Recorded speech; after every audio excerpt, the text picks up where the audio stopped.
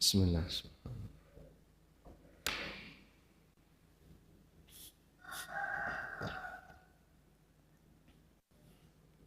Assalamualaikum warahmatullahi wabarakatuh.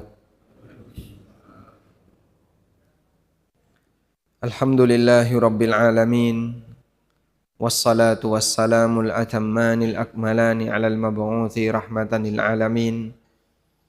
Wa ashhadu an la ilaha illallah wahdahu la syarikalah. Wa ashhadu anna Muhammadan abduhu wa rasuluh.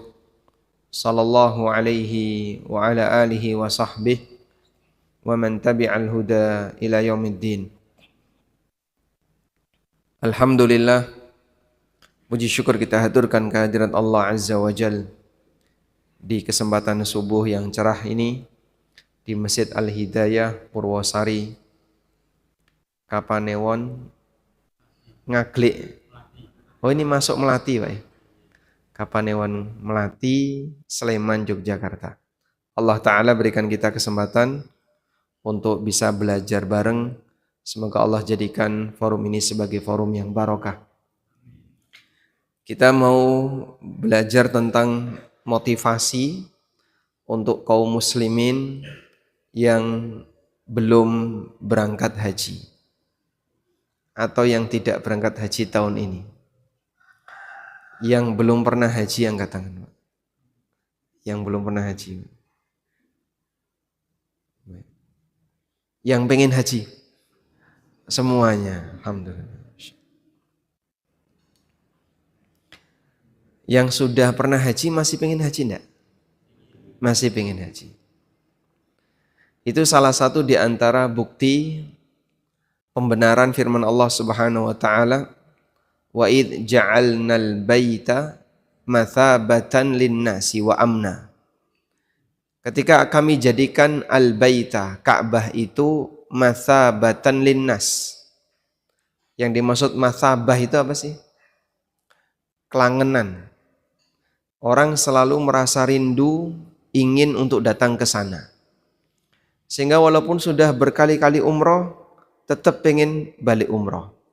Walaupun sudah berkali-kali datang ke tanah suci, tetap pengen balik lagi ke sana.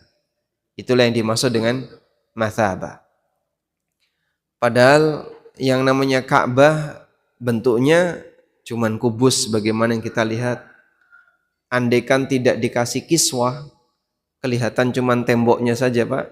Ya sebagaimana rumah kotak, isinya cuman batu bata yang disusun.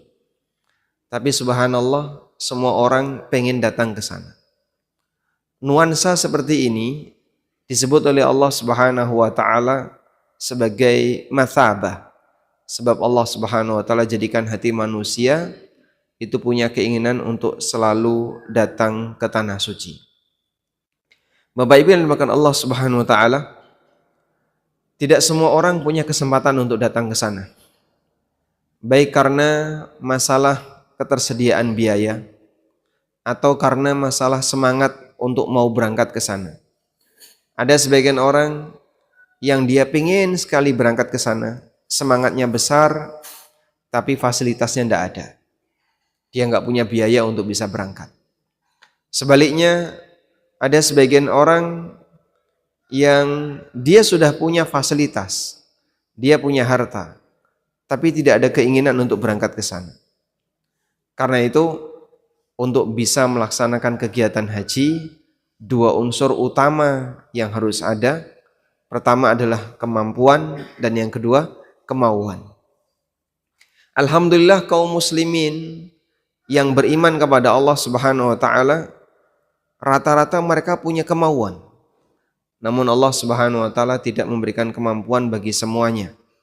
Apalagi untuk haji belakangan ini di mana kuotanya walaupun semakin bertambah, tapi karena kaum muslimin makin banyak yang mau berangkat sehingga antriannya harus panjang. Kalau reguler berapa tahun? Reguler kurang lebih sampai 30 tahun. Kalau plus sekitar 7 tahun. Dengan antrian yang demikian panjang, Akhirnya banyak orang yang sampai pada titik kayaknya putus asa untuk bisa melaksanakannya. Baik, di kesempatan kali ini kita akan membangun kembali semangat bagaimana agar kita bisa menjaga niat untuk berangkat haji. Bapak Ibu yang dimuliakan Allah, saya akan mengambil pelajaran dari firman Allah Subhanahu wa taala tepatnya di surat Al-Ahzab ayat 23. Di surat Al-Ahzab ayat 23, Allah menceritakan tentang kondisi para sahabat. Di mana para sahabat mereka punya semangat yang luar biasa untuk membela Rasulullah sallallahu alaihi wasallam, memperjuangkan agama Islam sampai titik darah terakhir. Sehingga andaikan diminta untuk berangkat jihad, gak pakai pikir panjang, mereka akan selalu siaga untuk melakukannya. Dalam kondisi itu, mereka semuanya punya keinginan untuk mati syahid. Mereka semua punya keinginan untuk mati syahid. Ada yang sudah berhasil mewujudkan harapan dan keinginannya, dan ada yang masih dalam waktu tunda. Mereka yang masih berada di waktu tunda, di mana Allah Subhanahu wa taala belum kabulkan keinginannya, ternyata tidak pernah mengubah niat, sehingga selalu berharap bagaimana caranya untuk bisa mati syahid. Kaitannya dengan ini Allah Subhanahu wa taala berfirman, "Minal mu'minina rijalun sadaqu ma'ahadullaha alaih. Faminhum man qada nahbah wa minhum man yantadhir wa ma baddalu tabdila." Allah mengatakan, minal mu'minin, di antara hamba-hamba yang beriman, rijalun, ada beberapa orang, sadaqu ma'ahadullaha alaih, yang membuktikan, membenarkan komitmen dia di hadapan Allah. Faminhum man qada nahbah, sebagian di antara mereka ada yang sudah berhasil menunaikan hajatnya. Wa minhum may yantadhir, dan sebagian lagi masih dalam waktu tunda. Wa ma baddalu tabdila, dan mereka tidak pernah mengubah niatnya. Baik, bagaimana ceritanya? Para ulama menjelaskan tentang latar belakang ayat ini diturunkan, atau sababun nuzul Allah Ta'ala menurunkan ayat ini. Sebagian ada yang mengatakan mengenai ayat ini ada kejadian. Tersebutlah seorang sahabat namanya Anas bin Nadhr. Siapa namanya? Anas bin Nadhr. Pada waktu Nabi SAW berangkat untuk ke daerah Badar dalam rangka melaksanakan perang Badar, beliau tidak mewajibkan para sahabat untuk ikut. Karena yang beliau tuju adalah kafilah dagang Abu Sufyan, bukan dalam rangka untuk menghadapi pasukan musuh orang musyrikin. Sehingga Nabi SAW hanya memberikan pengumuman, siapa yang mau ikut silahkan berangkat, nggak ikut tidak masalah. Maka yang hadir ketika itu atau yang ikut ketika itu berapa orang?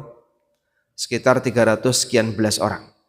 Rasulullah SAW berangkat bersama kurang lebih 300 sekian belas orang, dan itu pun persenjataannya tidak lengkap. Ternyata Allah Subhanahu wa taala pertemukan pasukan kecil ini dengan pasukan yang lebih besar, jumlahnya 1000 orang. Sehingga perbandingannya sepertiga lebih. Perbandingannya 1:3. Dalam peristiwa itulah terjadi sebuah peristiwa perang besar, namanya Perang Badar Kubro. Perang Badar Kubro atau Badar Besar ini kemudian menjadi momentum paling bersejarah dalam peristiwa peperangan yang dialami oleh Rasulullah SAW, karena perang Badar ini adalah perang pertama yang dipimpin oleh Rasulullah SAW secara langsung. Sebagian sahabat yang tidak ikut ketika di Madinah, mereka menyesal. Kenapa mereka tidak ikut? Sampai mereka membuat komitmen, kalau nanti Nabi SAW ngajak kita untuk berperang, Apapun kondisinya, kita akan berangkat. Termasuk salah satunya adalah Anas bin Nadar.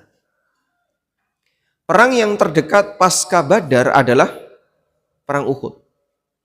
Sehingga ketika Nabi SAW mengajak kaum muslimin untuk berangkat perang Uhud, dan kali ini hukumnya wajib, seluruh mereka berangkat yang ada di Madinah. Termasuk diantaranya adalah Anas bin Nadar. Anas bin Nadar pada saat berangkat menuju Uhud, beliau ketemu dengan Sa'ad bin Mu'ad. Ditanya sama Sa'ad, mau kemana? Anas mengatakan, aku mencium aroma surga di bawah kaki Uhud. Aku mencium aroma surga di bawah kaki Uhud. Akhirnya dengan penuh keberanian beliau bertempur sampai akhirnya beliau mati syahid.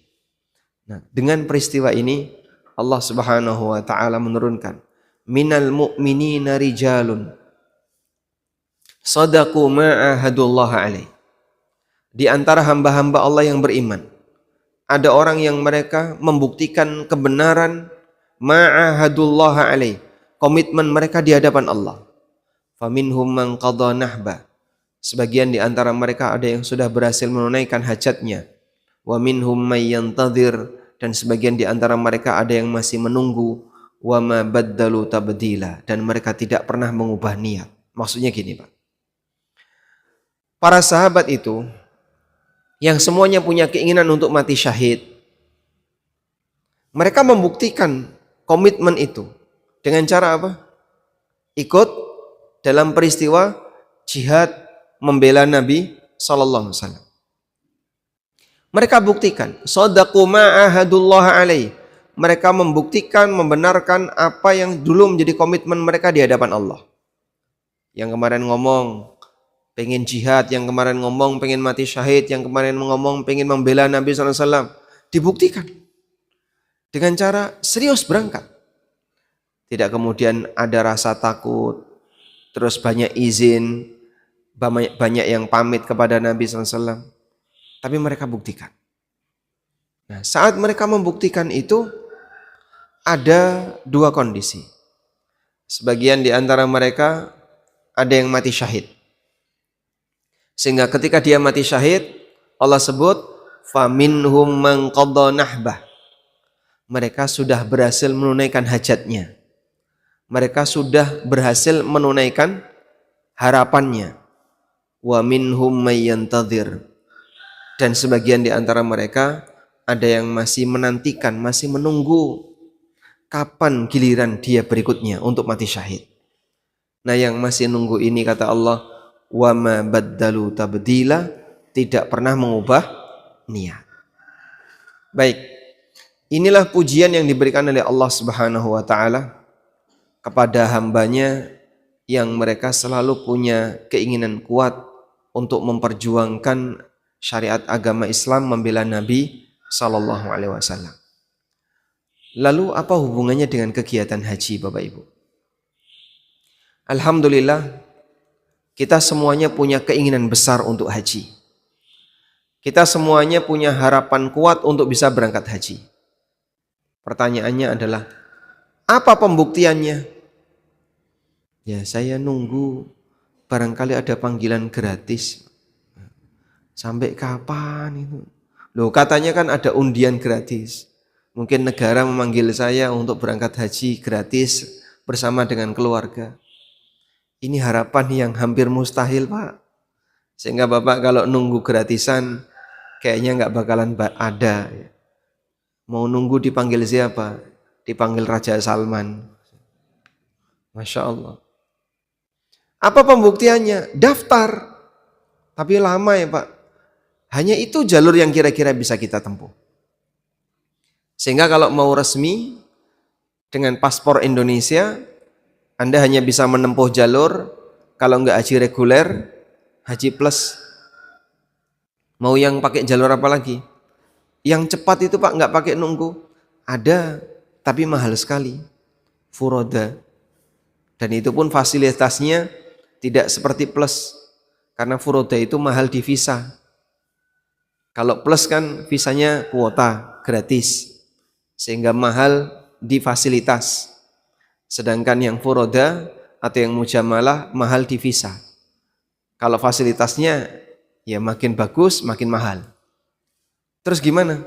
Buktikan kebenaran bahwasanya kau adalah orang yang punya semangat untuk haji dengan cara daftar. Baik Pak, saya tak daftar.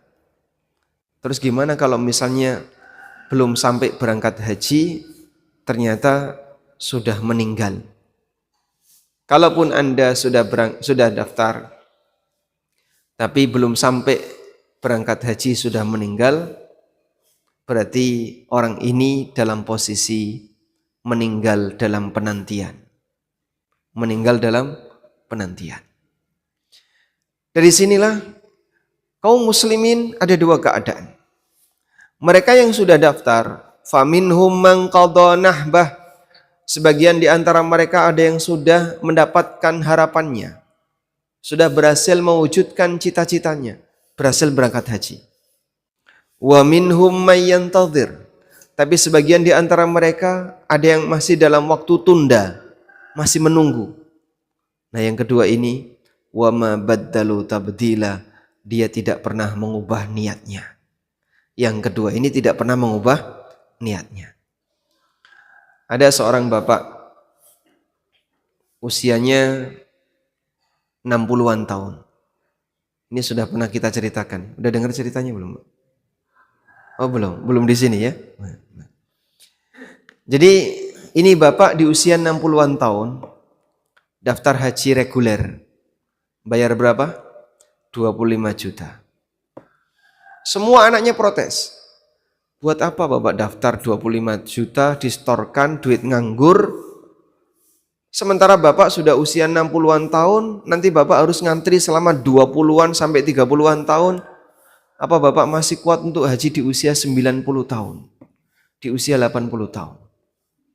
Wes pak, ditarik aja pak, batalkan itu duit, nanti bisa kita manfaatkan untuk kegiatan bisnis. Daripada nganggur 25 juta. Hilang loh pak duitnya sampean. Akhirnya, apa kata bapak? Aku tidak akan batalkan. Aku tetap akan menunggu. Kapanpun aku dipanggil oleh Allah. Jika Allah takdirkan aku mati sebelum berangkat, aku berharap mati dalam penantian. Meninggal dalam kondisi sedang menunggu untuk bisa mendapatkan amal soleh. Faminhum may yantadhir. Dia sedang menunggu, Pak. Bukan menunggu untuk mendapatkan harta dan dunia. Tapi dia menunggu untuk dipanggil oleh Allah berangkat ke tanah suci. Menjalankan ibadah yang besar di sana. Wa ma baddalu tabdila. Dan beliau tidak pernah mengubah niat. Walaupun ada desakan dari anaknya. Bagaimana agar dia mengubah niatnya, membatalkan amalnya. Tapi Masya Allah, orang ini tetap teguh di atas pendirian pertama, aku tidak mau membatalkan. Wa ma baddalu tabdila. Mereka tidak pernah mau mengubah niat. Nah, suasana seperti ini bisa kita tiru. Memang amalnya berbeda sebagaimana kondisi para sahabat. Kalau para sahabat adalah amalnya bagaimana mereka bisa berjihad di jalan Allah sampai pada titik darah terakhir mati syahid. Kita mungkin tidak melakukan amalan seperti itu. Tapi yang kita lakukan adalah sama-sama ingin beribadah kepada Allah dan kita pasang niat, di posisi niat itu tidak pernah kita ubah. Wa ma baddalu tabdila. Tidak mengubah niat inilah pahala seorang hamba itu akan terus mengalir. Disitulah makna sabda Nabi SAW dalam hadis riwayat Bukhari. Man hamma bil hasanati falam ya'malha kutibat lahu hasanatun kamilah. Siapa yang punya keinginan untuk melakukan amal saleh dan dia belum berhasil melakukannya, maka dicatat untuknya sebagaimana dia telah melakukan amal saleh itu. Maka yang tadi pengen haji dan belum berangkat haji, sampai kapan Bapak berniat untuk berangkat haji? Sampai kapan kita harus berniat untuk berangkat haji? Sampai kapan Pak? Sampai kapan? Sampai mati. Sehingga keinginan dan harapan itu tidak kita cabut sampai kita berada di titik terakhir kehidupan. Artinya adalah sampai mati. Demikianlah seorang mukmin yang seharusnya dijaga, dan menjaga niat ini penting. Karena itu ada sebuah ungkapan, niyatul mukmin khairum min amalih. Niat seorang mukmin lebih baik daripada amalnya. Apa maksudnya niat seorang mukmin lebih baik daripada amalnya? Yang namanya ketaatan ketika dilakukan tanpa niat, maka tidak ada nilai ibadah.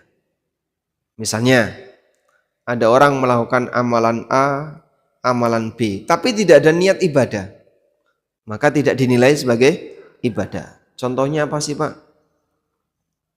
Banyak di antara kita melakukan sunnah-sunnah Nabi SAW, namun sifatnya hanya rutinitas.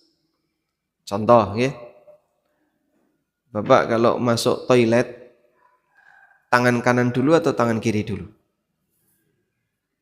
Kalau masuk toilet, ya, tangan kanan atau tangan kiri? Kalau tangannya megangi pintu, ya. Kita masuk toilet punya kebiasaan kaki kiri dulu yang masuk. Ini sunnah siapa? Rasulullah SAW. Kita pakai baju kebiasaannya tangan kanan dulu yang masuk, pakai celana kaki kanan dulu yang masuk. Dan ini sunnah Nabi SAW. Di posisi sunnah Nabi seperti ini, saat Anda berhasil melakukannya, kalau kita lakukan dengan niat mengikuti sunnah Rasul SAW, dapat pahala. Tapi kalau kita lakukan itu tanpa ada niat untuk mengikuti sunnah Rasul SAW, maka tidak ada nilai pahala mengikuti sunnah. Kenapa? Karena kita tidak ada niat itu. Sehingga amalan kalau tidak diiringi dengan niat, maka tidak ada nilai pahalanya. Saya bisa kasih contoh, ya. Orang yang beramal tapi tanpa niat. Ada orang yang beliau dermawan, Pak. Cuman nggak ngerti tentang zakat itu apa. Sehingga dia kalau ada orang yang butuh, transfer. Mana lagi yang butuh, transfer, kasih. Saat ditanya, Bapak waktu transfer niatnya apa? Ya cuma ngasih aja, Mas. Pertanyaannya, sah nggak jadi zakat? Andaikan beliau punya kewajiban zakat. Jawabannya, tidak sah jadi zakat. Karena zakat itu harus ada niat. Jadi sebelum dia transfer, dia punya niat untuk bayar zakat, lalu statusnya sah sebagai zakat. Walaupun dia nggak ngomong kalau itu zakat. Karena niat ada dalam hati, yang penting adalah dia niatkan ini, dia melakukan kesengajaan dengan transfer uang ini dalam rangka untuk bayar zakat. Jika demikian baru sah sebagai zakat. Contoh, ya, ini kejadian real. Ada teman saya yang ikut sholat duhur bersama saya. Dan kita terpisah. Saya berada di posisi dengan dia agak berbeda jauh. Kemudian di tengah sholat duhur turun hujan deras sekali, Pak. Selesai sholat duhur, hujan belum reda. Lalu imam meminta kepada muadzin qomat. Akhirnya qomat dia. Kemudian kita semua yang ada di masjid sholat 4 rakaat. Selesai sholat, hujan reda. Kemudian kita keluar dari masjid. Teman saya tadi tanya, "Kamu mau sholat apa? Awakmu melu ora?" "Melu." "Orang ngerti kok melu?" Jadi dia ikut sholat 4 rakaat, tapi dia nggak tahu sholat yang dia kerjakan tadi itu sholat apa. Tapi dia ikut. Tadi sholat apa itu, Pak? Sholat apa? Asar, dijamak dengan duhur. Kenapa dijamak? Karena hujan. Sehingga imam menjamak sholat asar dengan sholat duhur karena alasan hujan. Nah, teman saya ini nggak ngerti kalau itu sholat asar, sehingga dia tidak punya niat sholat asar. tapi punya niat sholat. Punya niat sholat namun tidak punya niat sholat asar. Sah atau tidak? Sah atau tidak? Sah sebagai sholat, tidak sah sebagai asar. Sehingga nanti ketika masuk waktu asar, dia wajib ngulang sholat. Itu contoh orang beramal tidak punya niat. Kenapa? Karena dia nggak tahu apa yang harus dia kerjakan. Makanya inti niat itu adalah tahu. An-niyah hiyal ilmu. Inti dari niat adalah ilmu, tahu. Tahu apa yang mau dia kerjakan. Sehingga di posisi ini, niatnya seorang mukmin lebih kuat daripada amalnya. Beramal tanpa niat tidak bernilai ibadah.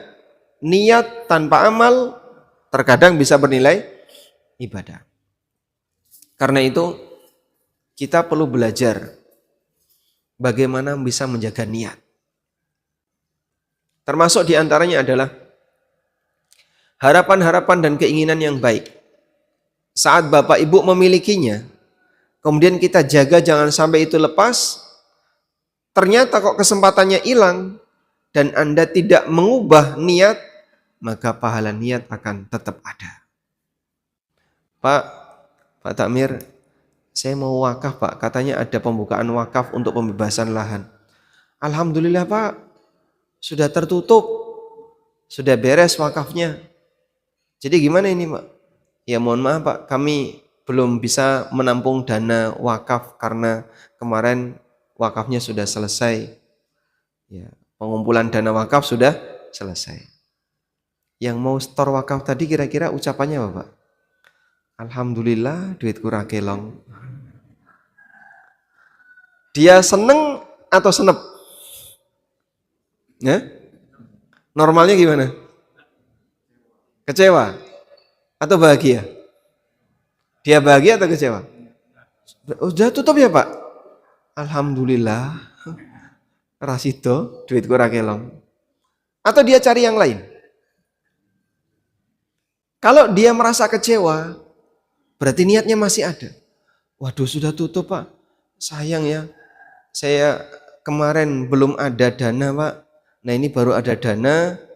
Saya mau ikut wakaf. Ternyata sudah tutup. Karena sudah terpenuhi. Di posisi itu saat dia kecewa, berarti niatnya nggak putus. Tapi ketika dia nggak jadi wakaf, karena sudah tutup, ya sudah, alhamdulillah. Ya batin ya, nggak orang ngomong. Dia batin, alhamdulillah wes, duit kurang metu, pulang dia bawa uang itu. Dalam posisi dia merasa bahagia karena tidak jadi beramal. Maka berarti orang ini telah mengubah niat. Diumumkan ada urunan pengadaan sapi, tinggal sapi yang terakhir, baru 4 orang, kurang 3 orang. Siapa yang mau ikut nulis di papan tulis, disediakan nama kosong, tinggal 3. Mukidi datang. Mau ngapain? Aku harap melu. Lu udah penuh 7. Alhamdulillah. Ora sido, duitnya orang metu. Kalau dia merasa bahagia, berarti dia mengubah niat. Tapi ketika dia merasa sedih, udah penuh ya Pak. Ada nggak Pak urunan sapi lagi Pak? Ya enggak tahu Mas, ini sudah sekian orang. Kalau nanti jenengan sendiri di sini mau nggak? Nah nanti kalau enggak ada temennya, ya ditombok IDW. Wah rawani Pak. Kalau begitu, ketika dia masih punya semangat untuk kurban, ya sudah Pak, tak belikan kambing. Sehingga saya kurban kambing saja. Berarti yang bersangkutan tidak mengubah niat. Jamaah, suasana seperti inilah yang harus kita jaga. Kita memang tidak sedang haji. Tapi harapan besar kita untuk berangkat haji ada. Dan semoga dengan harapan besar tadi, Allah Subhanahu wa ta'ala melihat kejujuran dari niat kita. Sehingga Allah Subhanahu wa ta'ala tetap berikan pahala bagi kita karena niat kita ada, cuman fasilitas kita tidak ada. Informasinya dari 1,7 juta jamaah haji untuk tahun ini yang kumpul di area haji. Ada 350-an ribu yang tertolak. Padahal dia sudah sampai sana. Masya Allah. 350-an ribu yang tertolak. Yang tidak boleh masuk. Artinya kaum muslimin yang bersemangat untuk haji luar biasa.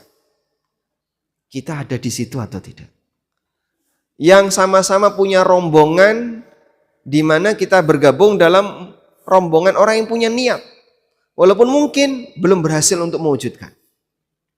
Dan mereka yang tertolak masih punya keinginan coba lagi tahun depan. Tertolak lagi, coba lagi tahun depan.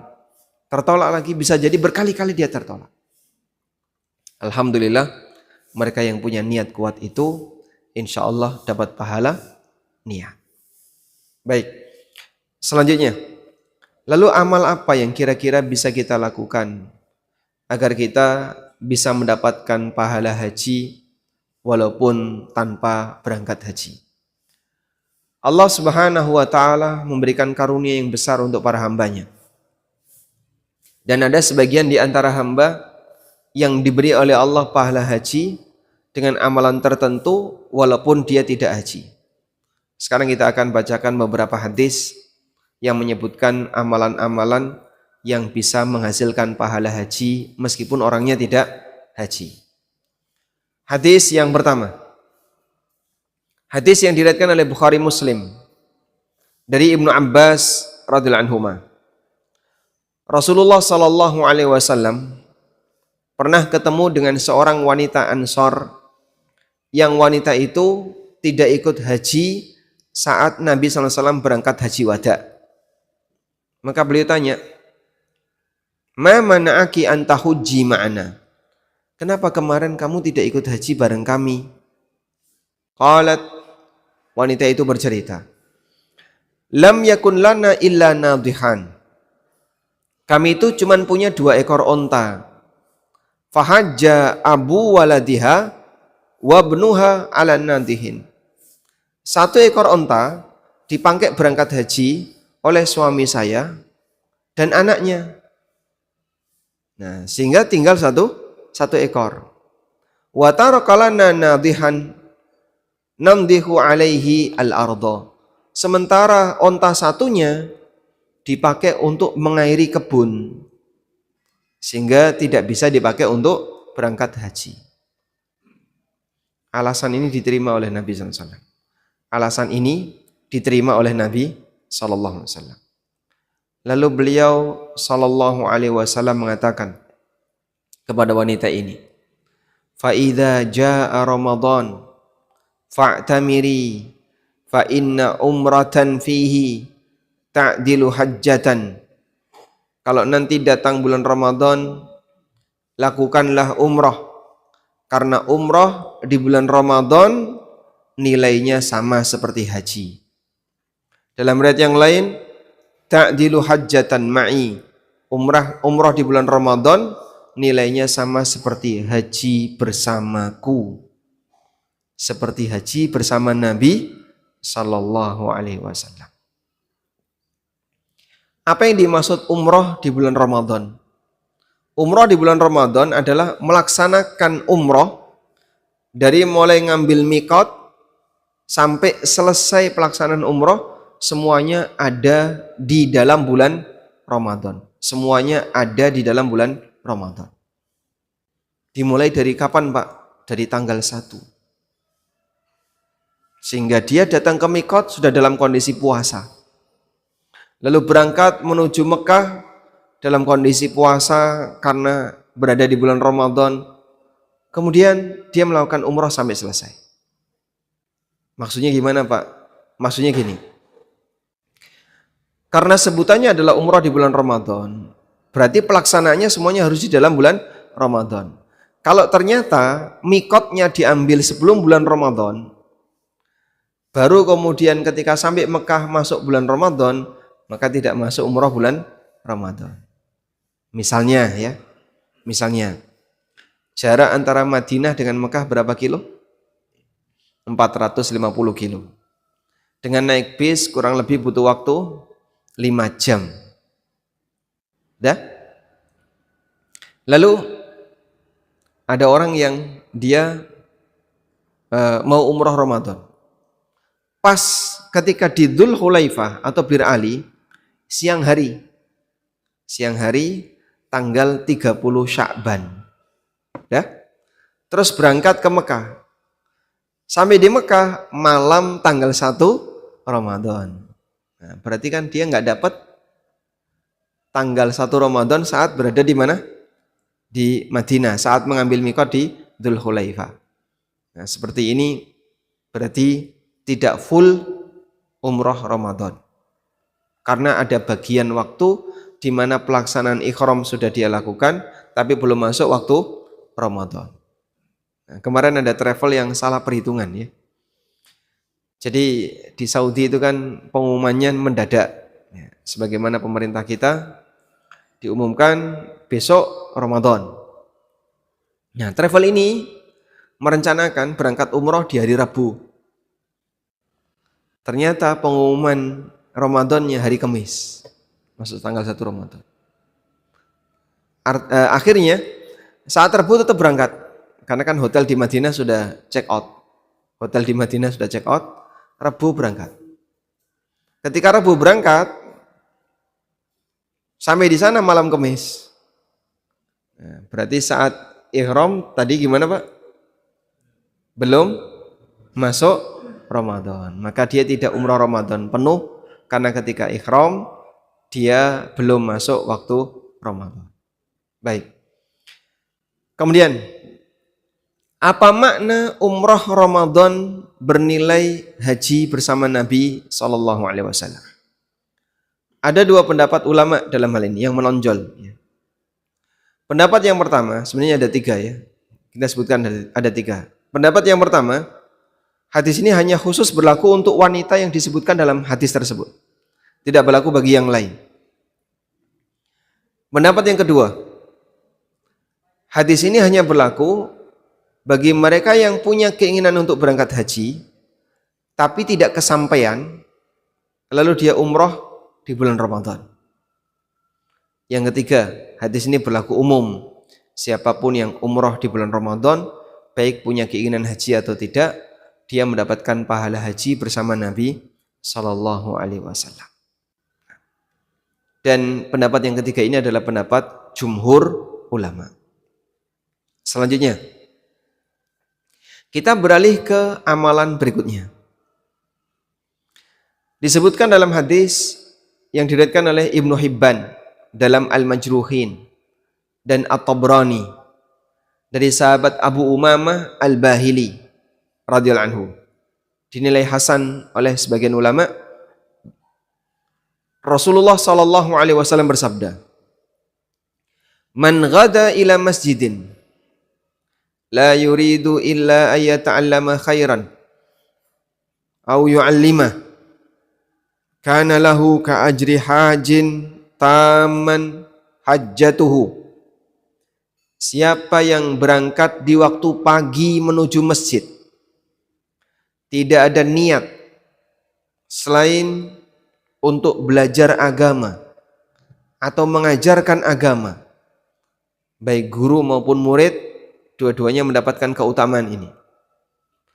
Kata Nabi SAW, kana lahu ka ajri hajin taman hajjatuhu, maka dia mendapatkan pahala seperti orang yang haji sempurna hajinya. Syaratnya apa tadi? Berangkat ke masjid kapan? Di waktu pagi. Berangkat ke masjid di waktu pagi dalam rangka untuk belajar agama. Misalnya Bapak Ibu berangkat ke sini karena pengen kajian, pengen belajar agama. Baik guru maupun murid sama-sama mendapatkan keutamaan. Maka orang yang mendapatkan pahala seperti pahala haji sempurna hajinya. Walhamdulillah. Kenapa disebut sebagai orang yang bisa mendapatkan pahala haji taman hajjatuhu, yang sempurna hajinya? Sebab orang ini melakukan rangkaian ibadah Sebagaimana orang yang sedang berhaji, dia melakukan rangkaian ibadah. Mulai dari rumah sudah disiapkan. Ketika berangkat, dia tetap punya semangat untuk menambah ilmu. Sampai di masjid, dia fokus mendengarkan, gak ditinggal tidur. Bukan dalam rangka untuk mencari makanan, walaupun suara piring dan sendok selalu melambai-lambai. Tapi dia tetap fokus untuk mendengarkan. Maka semua ujian itu dia lalui dengan baik. Berarti orang ini dia melakukan rangkaian ibadah sebagaimana layaknya orang yang sedang berhaji. Makanya dia diberi pahala karena punya semangat yang sama. Yaitu semangat untuk meniti kebaikan dalam sebuah rangkaian kegiatan. Hadis ini dinilai sebagai hadis yang hasan. Karena itu mudah-mudahan Pak, kehadiran Bapak Ibu untuk pagi ini yang tadi Anda berangkat dalam suasana masih buta, gelap gulita, diterangi lampu-lampu jalan, ada yang datang dari jauh dalam rangka untuk hadir dalam forum kajian, semoga dibalas oleh Allah Subhanahu wa taala dengan kebaikan. Dapat pahala haji. Nanti begitu bubar dari masjid, Assalamualaikum Pak Haji.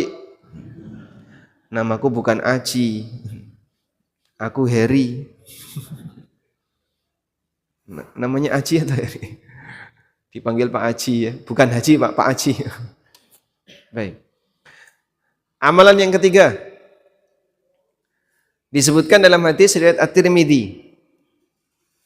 Hadis yang ma'ruf. Meskipun sebagian ulama menilai hadis ini dhaif. Tapi ada juga yang menilai hadisnya hasan. Man shallal ghadata fi jama'atin. Siapa yang salat subuh berjamaah, tsumma qa'ada, kemudian dia duduk di masjid, enggak nongkrong di luar. Yadhkurullaha, berzikir kepada Allah, hatta tatlu asyamsu, sampai terbit matahari. Tsumma shalla rak'atain, kemudian dia salat 2 rakaat. Kanat lahu ka ajri hajjatin wa umrah, maka dia mendapatkan pahala haji dan umrah. Tamatin, tamatin, tamatin, sempurna, sempurna, sempurna. Rawahu Tirmidzi, hadis riwayat Tirmidzi. Syaratnya apa tadi? Salat subuh berjamaah. Setelah itu ngapain?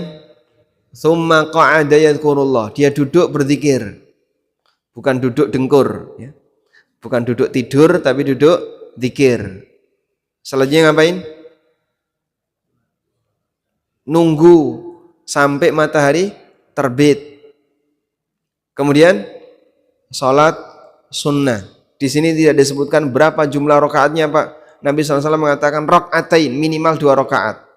Lebih dari itu boleh nggak Pak? Boleh. 2 rakaat, 2 rakaat, 2 rakaat. Yang disebut dengan salat apa ini? Syuruk. Syuruk itu apa Pak? Salat ketika matahari sudah terbit, itulah salat duha pertama. Itulah salat duha pertama.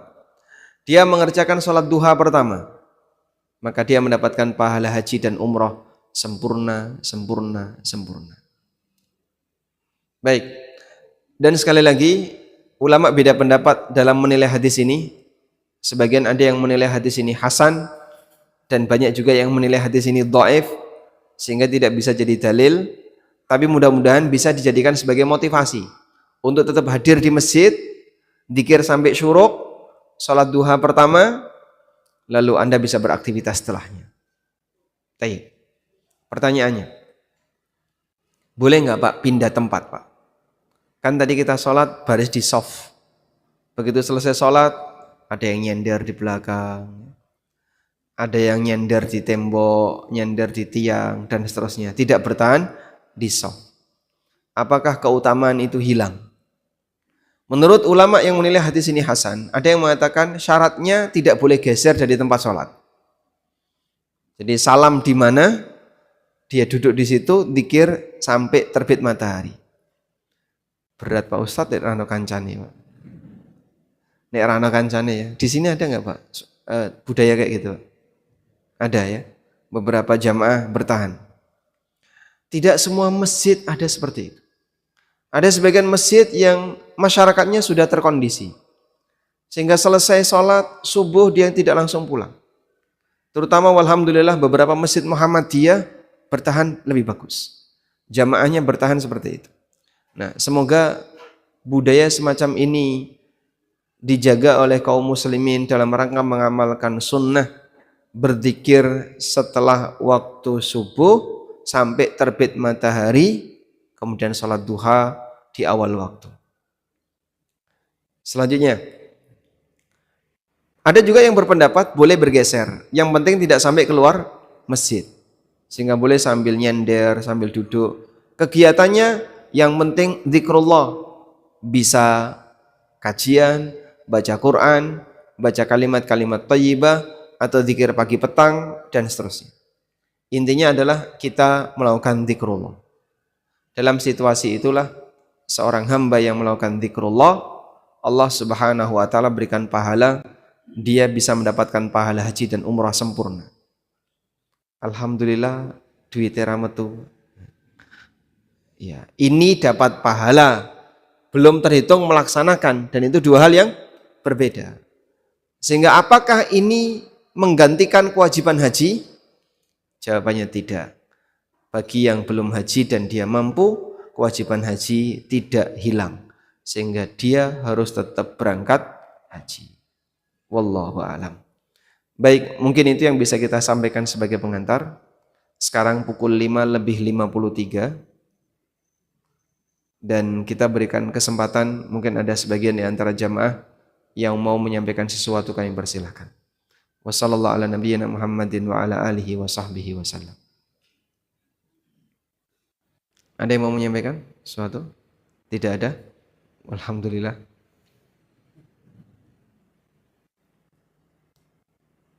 Monggo, mungkin Pak Wartono.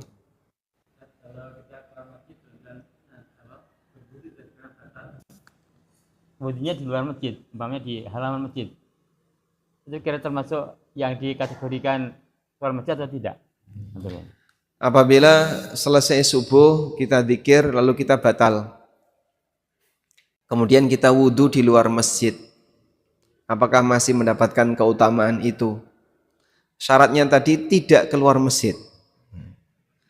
Maka yang bersangkutan ketika keluar masjid membatalkan kesempatan tadi, sehingga karena kesempatannya sudah batal, ya coba lagi. Nanti bisa di hari berikutnya, karena hari ini Anda belum beruntung. Cuman pahala zikirnya tidak hilang, pahala sholat duhanya tidak hilang. Insya Allah yang bersangkutan tetap mendapatkan rangkaian pahala ibadah yang beliau jangkau. Selanjutnya, sebenarnya masalah niat, pakai ini Pak. niat itu kan misalnya jauh-jauh hari, pokoknya dari rumah. ya. Nah, seandainya maaf nih, dadakan gitu, Ustaz, pas begitu nyampe di masjid baru ada niat, apakah dapat balik? Baru sampai di masjid, musafir. Nah, kita sampai masjid baru ada niat. Siap untuk kajian gitu. Baik. Siap untuk penjelasannya. Kalau tadi pengen kajian, ya, tidak ada niat untuk kajian, sehingga ketika sampai masjid baru muncul niat itu. Awalnya dari rumah tidak ada niat, karena beliau musafir. Begitu sampai masjid, loh, kok ada kajian? Akhirnya ya sudahlah, sekalian kajian saja. Padahal sebenarnya tadi mau pulang, mungkin tidur habis subuh misalnya, ya. Tapi karena ini ada kajian, ya sudah, saya tak kajian saja. Apakah mendapatkan pahala sebagaimana yang tadi disebutkan dalam hadis dari Abu Umamah, dapat pahala haji dan umroh? Wallahu ta'ala alam. Teks hadisnya adalah man ghada ilal masjid, siapa yang berangkat di waktu pagi menuju masjid. Berarti dari awal sudah ada niat untuk berangkat menuju masjid dalam rangka kajian. Artinya niat itu sudah ada sejak dari rumah. Nah, yang belum punya ini apakah juga dapat? Berharap saja, ya, semoga tetap dapat, walaupun tidak full memenuhi syarat yang ada disebutkan dalam hadis. Sebab salah satu di antara kaidah apabila ada satu amalan yang bernilai pahala tertentu, maka kapan seseorang bisa mendapatkan pahala itu? Jawabannya adalah dia harus memenuhi semua syarat yang disebutkan. Sehingga kalau syaratnya A, B, C, D, dia baru memenuhi A, B, C, D-nya belum. Atau syaratnya B, C, D, dia nggak memenuhi A, maka yang kayak gini belum berhak untuk mendapatkan sesuai ketentuan yang disebutkan, sehingga dia tidak mendapatkan keutamaan tadi. Tapi berharap saja semoga Allah Ta'ala tetap memberikan pahala. Dzalika fadlullah, karunia Allah itu maha luas, sehingga manusia tidak perlu takut nanti saya nggak dapat sesuatu. Insya Allah tidak ada yang disia-siakan oleh Allah Subhanahu Wa Ta'ala. Wallahu a'lam.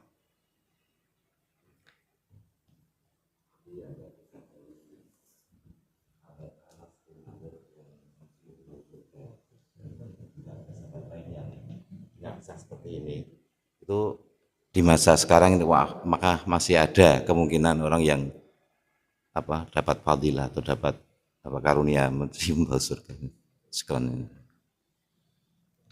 Mencium bau surga seperti yang tadi dikatakan oleh Anas bin Nadhr, aku mencium bau surga di bawah kaki Uhud. Dan sahabat yang lain juga terkadang mencium aroma surga. Apakah yang dimaksud mencium aroma di sini betul-betul mencium dalam arti indera penciumannya mendapatkan bau surga, aroma surga? Ataukah itu sifatnya hanya kiasan semangat saja? Misalnya ada orang yang pengen berangkat untuk Jumatan, lalu dengan penuh semangat dia bilang, ayo kita raih surga, kita raih surga. Ada aroma surga di masjid. Padahal dia juga nggak mencium apa-apa, ya. Tapi dia ungkapkan dalam rangka membangun semangat dengan menyebutkan, aku mencium bau surga di masjid. Di situ ada aroma surga. Secara bahasa kan boleh-boleh saja. Ada dua kemungkinan makna. Bisa makna yang pertama, sahabat itu betul-betul mencium aroma surga.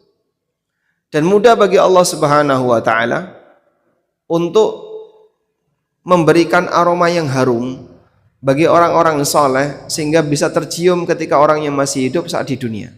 Walaupun dia sendiri belum pernah masuk surga, dan dia juga nggak tahu seperti apa aroma surga. Cuma dia mencium aroma wangi, dan dia mengira itu surga. Pernyataan ini hanya benar ketika dia pernah mencium aroma surga yang asli. Padahal kan tidak ada manusia yang pernah mencium aroma surga yang asli kecuali Rasulullah Sallallahu Alaihi Wasallam yang diberi kesempatan oleh Allah untuk memasukinya. Kalau manusia biasa tidak mungkin bisa. Maka manusia biasa bisa jadi dia mencium aroma wangi, tapi itu aroma yang diberikan oleh Allah, dan tentu saja tidak sama dengan aroma surga yang asli. Yang kedua, makna aku mencium bau surga adalah semangat yang kuat, sehingga seolah-olah dia seperti dekat dengan surga. Dan secara kalimat ini tidak salah, sehingga boleh saja orang menyemangati dirinya, ayo ke masjid, raih surga, surga menantimu di masjid, ayo beribadah, ayo berbuat taat, kau sedang dinantikan oleh pahala dari Allah Subhanahu Wa Ta'ala. Padahal dia tidak melihat sesuatu, tapi tujuannya untuk menyemangati diri. Tidak masalah, karena boleh saja orang menyemangati diri dengan cara dia ingin menggapai balasan dari Allah Subhanahu Wa Ta'ala. Tapi tidak boleh dengan niat untuk ngeledek orang lain, ya. Kadang kan ada orang ngomong kayak gini tapi tujuannya apa, Pak? Ngeledek, nyinyir kepada orang lain. Kayak duluan kayak Pak Wartono wis berangkat ya. Aroma surga. Titip ya Pak, engkau nek ketemu Allah salam. Pengira neng masjid malah ngeledek yang berangkat ke masjid. Kan kadang ada orang yang kayak gitu, ya. Dia ngeledek orang lain dengan nyebut apa? Wah, ahli surga, sok ahli surga. Apa salahnya orang melakukan ketaatan? Sampai diledekin sok ahli surga, padahal dia tidak sok ahli surga. Dia tidak sedang ngesok ahli surga, tapi yang dia lakukan sedang mendekat kepada Allah sesuai dengan kemampuan yang dia miliki. Wallahu a'lam. Baik. Penjawab? Kanan dulu ya. Terima kasih. Assalamualaikum warahmatullahi wabarakatuh. Waalaikumsalam warahmatullahi wabarakatuh. Tadi disampaikan Ustadz bahwa kalau mau haji itu harus niat, dan bukti dari niat itu adalah mendaftar. Ya. Jadi nah pertanyaannya adalah bagaimana dengan orang yang niat haji tapi tidak bisa mendaftar karena tidak punya uang untuk daftar. Kan daftar harus pakai uang, tapi dia niat gitu. Nah, bagaimana ini orang yang hanya niat saja tapi tidak bisa mendaftar karena tidak ada kemampuan untuk membayar. Terima kasih. Assalamualaikum warahmatullahi wabarakatuh. Waalaikumsalam warahmatullahi wabarakatuh. Pembenaran yang dilakukan oleh masing-masing orang itu bertingkat sesuai dengan kemampuannya. Sehingga apabila ada orang yang sudah punya keinginan kuat untuk haji, punya niat untuk haji, tapi tidak punya dana untuk mendaftar, sehingga yang ada hanya niat saja, insya Allah yang bersangkutan sudah punya pahala niat. Nah, yang saya maksud tadi adalah dia punya niat, punya duit, tapi tidak mau daftar. Eman, angko nek daftar duitnya nganggur segitu banyak. Yang plus berapa itu?